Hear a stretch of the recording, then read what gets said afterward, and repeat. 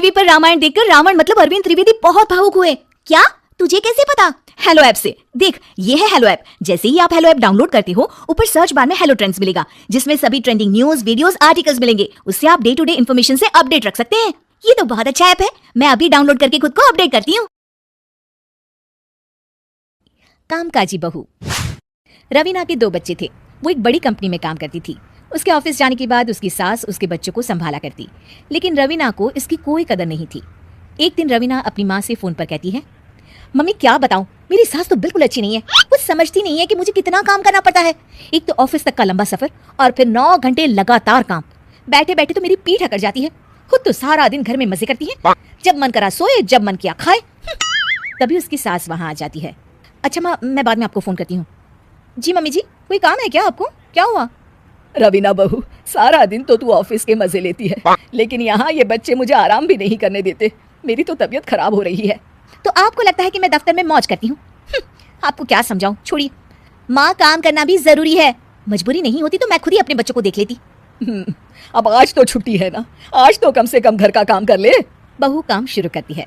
बच्चे के साथ काम करना उसके लिए असंभव हो जाता है। वो जाकर बच्चा सास को देती है और कहती है, मम्मी जी जरा बच्चा तो पकड़ लीजिए, मैं घर का काम कैसे करूं? जैसे मैं करती हूँ रोज बच्चे के साथ। तुझे बताऊं तो तू सोचती है कि कोई बड़ा काम तो है नहीं, बच्चा तो सोता रहता है। अब देख लिया। खैर, बस मैं यही तुझे समझाना चाहती थी। ला, बच्चा मुझे दे और काम कर। बहू मुंह बनाकर वहां से चली जाती है। वो मन में सोचती है, बात तो सही है, बच्चे के साथ घर का काम करना असंभव है। वो किसी तरह काम करती है और अगले दिन ऑफिस के लिए निकल जाती है। ऑफिस में उसकी सहेली उससे कहती है, यार तू तो बड़ी लकी है, तुझे तेरी सास खाना बना कर देती है, बच्चे भी देखती है और तुझे किसी बात की चिंता भी नहीं होने देती। अरे क्या लकी, बदले में मैं उन्हें पूरी कमाई जो दे देती हूँ और अपने बच्चे से दूर रहती हूँ, वो अलग। हर किसी को ना दूसरे की प्लेट में ज्यादा घी दिखता है। जा अपना काम कर। अरे फिर भी ये तो है, यहाँ हमारे बच्चे को मैं क्रैश में छोड़ती हूँ, हर पल डर लगा रहता है कि क्या कर रहा होगा। खैर चल, मुझे क्या। बहू घर आती है तो देखती है कि उसकी सास उसके बच्चे को बड़े ही प्यार से खिला रही होती है। वो माँ को देखकर खुश हो जाता है। बहू मन में सोचती है कि बात तो सही है, सासू माँ सारा दिन काम करती है, मैं ऑफिस से आकर भी काम नहीं करती हूँ। वो सास के पास जाती है और कहती है, माँ जी थक गई आप?